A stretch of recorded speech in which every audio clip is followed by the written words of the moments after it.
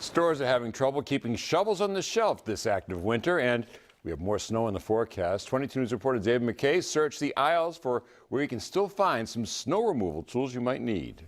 I was in Rocky's Ace Hardware a couple days ago, and they had a pallet piled up with roof rakes. When I went back today, they had all been sold. The store has been seeing a steady stream of customers coming in purchasing shovels, roof rakes, and rock salt.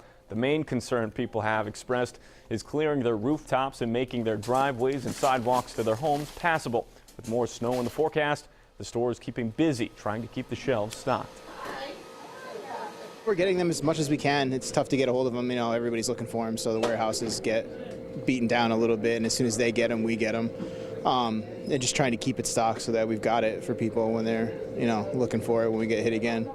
Rocky's in Agawam is hoping to have more roof rakes in for Monday. Cities and towns are still shoveling out after the recent winter storms and are preparing for more. In the next half hour, I'll tell you how much this winter is costing them.